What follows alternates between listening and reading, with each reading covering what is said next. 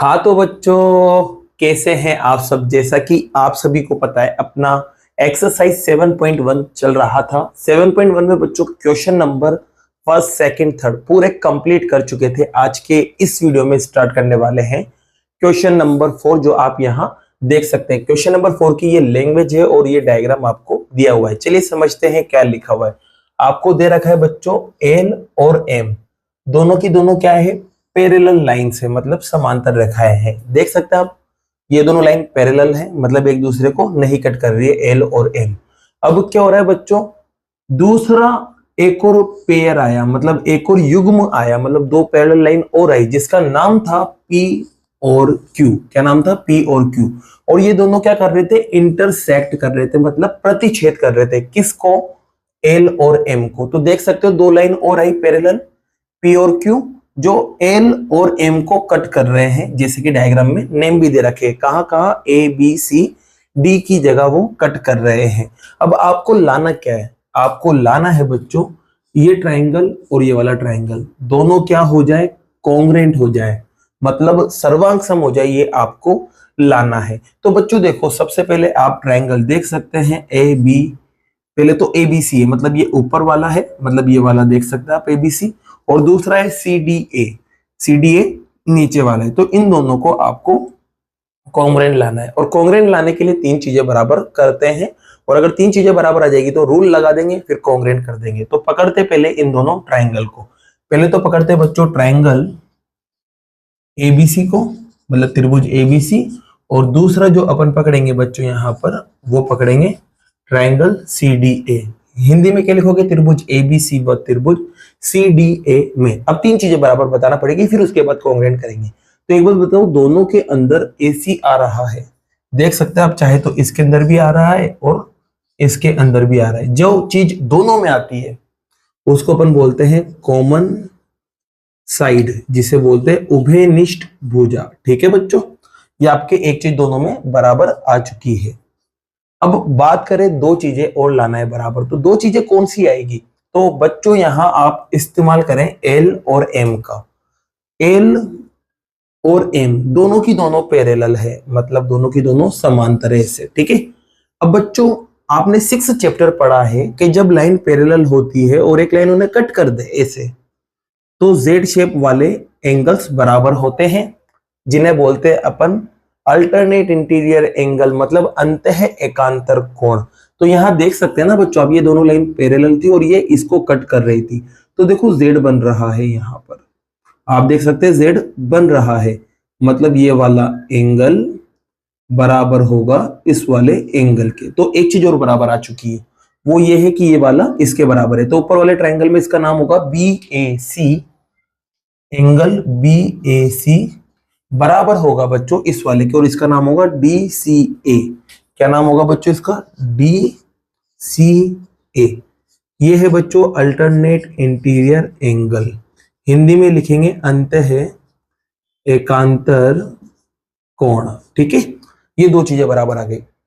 अब बच्चों एल और एम तो पैरेलल थी ही सही, पी और क्यू भी क्या थी? पैरेलल थी, मतलब समांतर थी। तो ये दोनों लाइन भी क्या है? पैरेलल है। और इसको भी देखो, ये वाली लाइन कट कर रही है ऐसे, तो यहां पर भी तो बच्चों जेड बन रहा है। एक तो ये देखो ये, और एक ये उल्टा जेड दिख रहा होगा आपको ऐसे, देखो देखते हैं यहाँ पर, देखो ये रहा जेड, दिख रहा है जेड। तो ये दोनों वाले एंगल, मतलब एक तो ये वाला और एक ये वाला, ये भी आपस में बराबर होंगे। तो ऊपर वाले ट्राइंगल में तो ये वाला और नीचे वाले में ये वाला भी आपस में बराबर है। सेम ही रीजन लिखेंगे, तो इसका नाम होगा बच्चों बी सी ए। क्या नाम होगा बच्चों इसका? बी सी ए। और इस वाले का नाम होगा डी ए सी। क्या होगा बच्चों? D A C. सेम कहानी यहां पर भी आप लिख देना। अब बच्चों तीन चीजें बराबर आ गई। अब बात करते हैं रूल की। तो रूल के लिए बच्चों कोई सा भी एक ट्राइंगल पकड़ लो, कोई सा भी एक त्रिभुज। जैसे कि मैंने पकड़ा ऊपर वाला त्रिभुज, यहां पकड़ लिया है बच्चों, ये लो, इसका नाम था ए, यहाँ बी और यहाँ सी। अब आप देखो क्या क्या इसमें से उठाया। एक तो एसी को उठाया बच्चों, एक बी ए सी, मतलब ये वाले एंगल को उठाया, और एक बी सी ए, मतलब एक इस वाले एंगल को उठाया। तो आप देख सकते हैं दो एंगल और एक साइड को उठाया है। तो यहाँ रूल लगेगा एंगल साइड एंगल, मतलब कोण भुजा कोण। तो यहाँ रूल लग रहा है बच्चों by A S A, Hindi में भी लिखना ए एस ए से।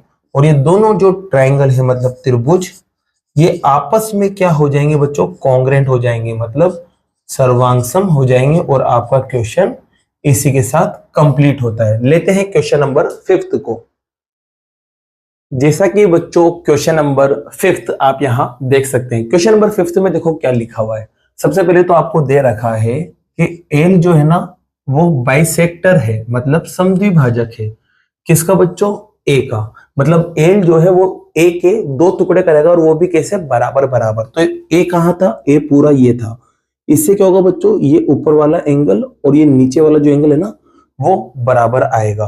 तो यहां से मैं एक बात लिख सकता हूं, और वो बात ये है बच्चों कि ये वाला एंगल, इसका नाम होगा क्यू ए बी। क्या होगा बच्चों, क्यू ए बी बराबर होगा किसके बच्चों, पी ए बी के। किसके बराबर होगा, पी ए बी के। क्यों बराबर आया, क्योंकि यहाँ लाइन लिखी हुई है और इसका इस्तेमाल अपन आगे करेंगे। तो इसे इक्वेशन फर्स्ट दे देते हैं, ठीक है। इसके अलावा एक चीज और बोली है कि बीपी और बी क्यू दोनों के दोनों क्या है, 2 परपेंडिकुलर है, मतलब 2 लंब है। मतलब ये 90 बनाएंगे तो देख सकते हैं आप, पी भी आ गया और क्यू भी आ गया, दोनों के दोनों यहाँ पर 90 बना रहे हैं। देखो यहाँ 90 आ रहा है और यहाँ पर भी 90 आ रहा है। ये 2 बातें आपको दे दी। और आपको बच्चों लाना क्या है, पहला तो आपको लाना है कि ये जो एपीबी है और एक्यूबी है वो दोनों के दोनों कॉन्ग्रुएंट होना चाहिए, मतलब सर्वांग। तो इन दोनों को लाने के लिए 3 चीजें बराबर लाना पड़ेगी। तो पहले लिखते हैं इस वाले ट्राइंगल को। तो यहाँ पर पहला पार्ट करने के लिए बच्चों अपन उठाते हैं इन ट्राइंगल ए पी बी, और दूसरे को उठाएंगे बच्चों अपन ए क्यू बी। हिंदी में क्या लिखोगे, त्रिभुज एपीबी व त्रिभुज एक्यूबी में। इतना सा लिख देना काफी है। अब 3 चीजें बताएंगे बच्चों। तो ये देखो, पहले तो एपीबी ये नीचे वाला है और एक्यूबी ये ऊपर वाला है। तो इनमें दोनों में 3 चीजें लाना है। तो एक तो बच्चों देखो ए बी जो है वो दोनों में आ रही है, ए बी क्या आ रही है, दोनों में। और जो चीज दोनों में आती है वो आपस में बराबर भी होती है। तो ए बी बराबर होगा ए बी के, यहाँ रीजन लिखेंगे कॉमन साइड, हिंदी में लिखना उभयनिष्ठ भुजा, ठीक है।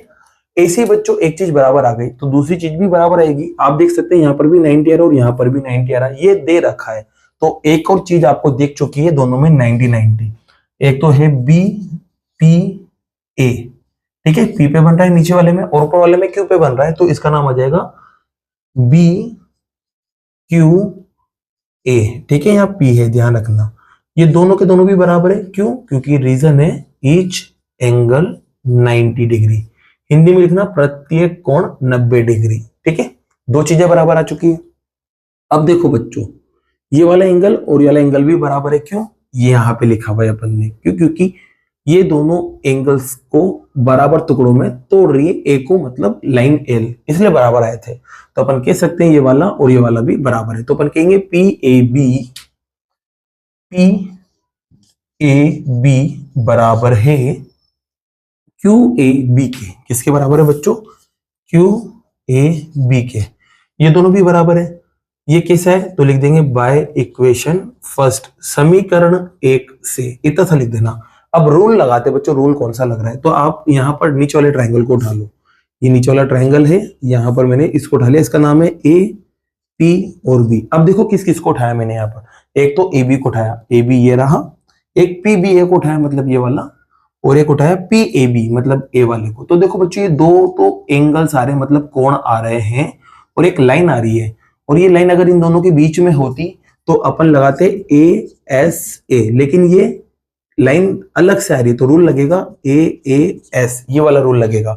तो यहाँ रूल लग जाएगा बच्चों by A A S, A A S से ये दोनों जो ट्राइंगल है मतलब त्रिभुज, कौन कौन से, एपीबी और एक्यूबी, दोनों के दोनों कॉन्ग्रुएंट हो जाएंगे, मतलब सर्वांग। और आपका फर्स्ट पार्ट हो जाएगा बच्चों, कंप्लीट हो जाएगा। फर्स्ट पार्ट कंप्लीट हो गया तो सेकंड पार्ट तो इजीली कंप्लीट होएगा। क्या लाना है, बीपी बराबर बीक्यू। अब बीपी यहां है और बीक्यू यहां है, और आपको पता है दोनों के दोनों क्या हो चुके हैं, कॉन्ग्रुएंट हो चुके हैं, मतलब सर्वांग। और जब 2 चीज कॉन्ग्रुएंट होती है तो उसके बाकी के पार्ट भी क्या होते हैं, बराबर होते हैं, और उसको अपन बोलते हैं सीपीसीटी। तो सीपीसीटी की मदद से बीपी और बीक्यू भी क्या आ जाएगा, बराबर आ जाएगा। तो लिखेंगे बच्चों बाय सीपीसीटी, और इससे कह देंगे बीपी जो है ना वो बराबर आएगा बीक्यू के, और इसी के साथ आपका सेकंड पार्ट भी कंप्लीट होता है बच्चों। तो क्वेश्चन नंबर 5 इसी के साथ कंप्लीट होता है। बाकी के जो क्वेश्चन है बच्चों वो नेक्स्ट वीडियो में करते हैं। अगर वीडियो पसंद आई है तो वीडियो को लाइक कीजिए, चैनल को सब्सक्राइब कीजिए। Thank you so much.